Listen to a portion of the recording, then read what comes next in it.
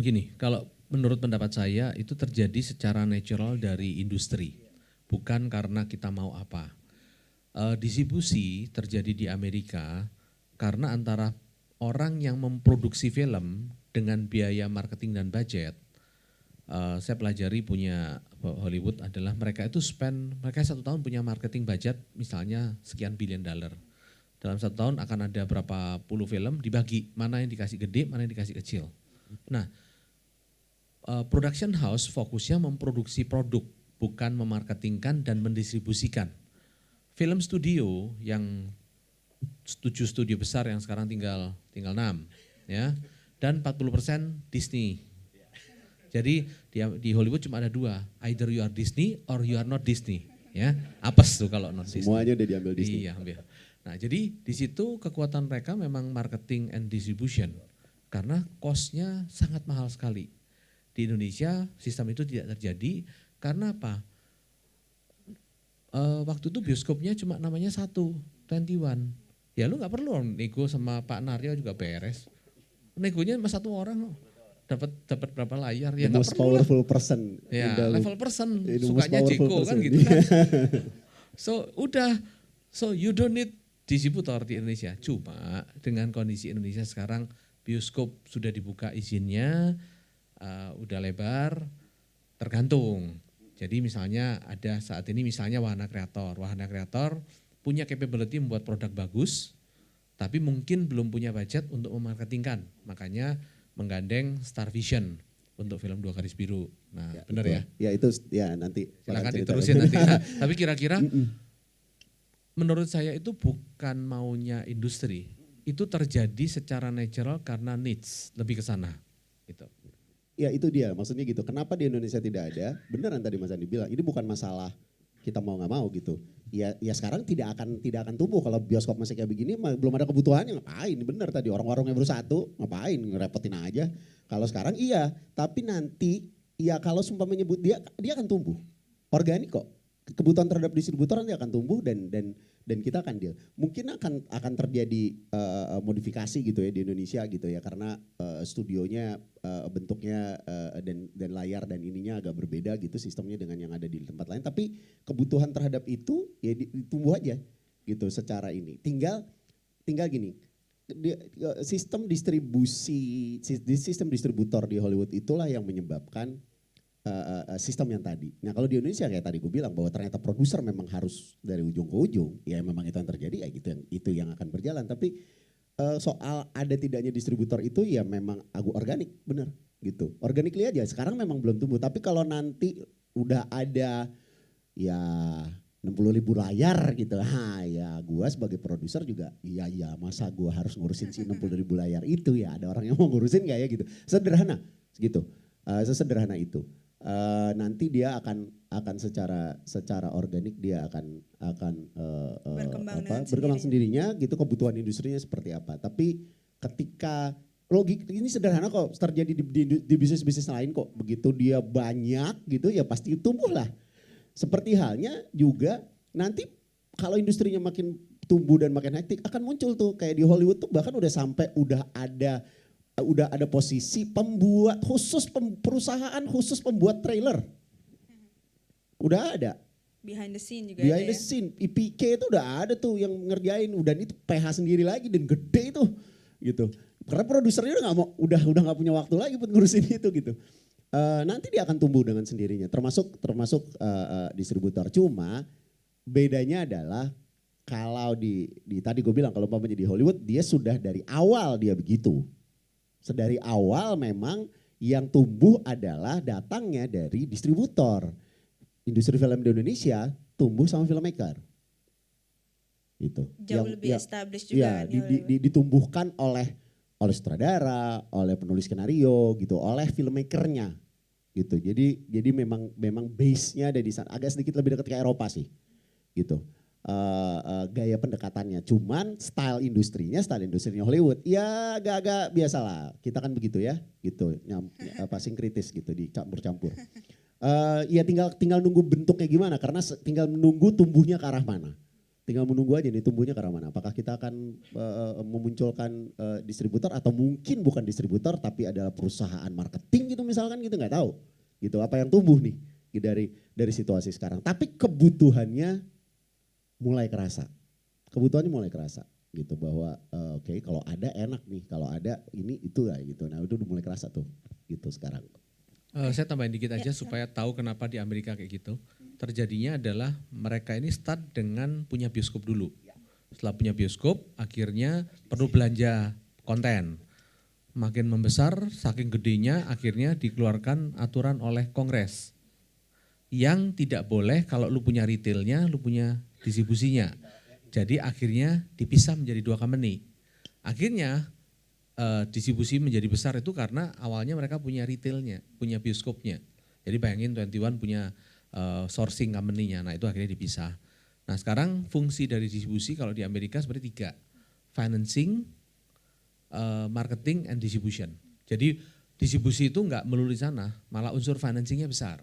Jadi si filmmaker atau si PH ini pitch kepada mereka, lu financing, gue kasih modal, kasih ini, jadi tebel. Dan mereka ngambil marginnya relatively, bisnis modelnya beda lah dengan Indonesia. Oke. Oke, baik.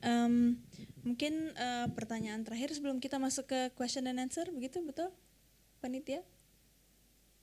Oke. Terakhir kita dari tadi bicara soal market dan bicara soal bagaimana industrinya bergerak gitu. Sebenarnya apa sih yang menjadi tantangan paling besar gitu dalam ekosistem industri film ini dalam memastikan supaya industri perfilman ini semakin berkembang lagi gitu. Waduh, bisa 3 hari 3 malam tuh. Iya, pincang di mana-mana kok. Pincang di mana-mana. 1, pendidikan. Karena buahnya jelas tuh ketidakcukupan infrastruktur pendidikan, kehabisan kru. Tadi Patrick udah bilang di awal, habis sekarang kru gitu. Kemarin sempat ada tuh, baru kemarin diskusi sama orang dari Telkomsel. Kenapa ya, kan sekolah film banyak Mbak, yuk kita hitung. Dihitung kemarin ada 6. Buat mengcater 250 juta lebih penduduk ini sekolah filmnya cuma 6. Bayangin Korea Selatan penduduknya 50 juta. Semua yang berbau film pendidikan itu kalau nggak salah, ini udah including kampus ya bukan universitas, ada 1000. Jelas bandingannya, itu pincangnya 1 di situ tuh, ya kan? Bayangin aja, kenapa mereka bisa jadi segede gitu ya jangan heran gitu. Kita punya 250 juta sekian penduduk, sekolah filmnya cuma 6, pendidikan itu 1, itu yang hilang sehingga tidak ada studi. Itu tadi gitu. Jadi ya Mas Andi ini benar gitu mau gitu. Tapi ada berapa banyak investor yang mau ngulik gitu, baca ini gimana segala macam gitu ya. Kan enggak, masa cuma 1 orang gitu, harus banyak gitu.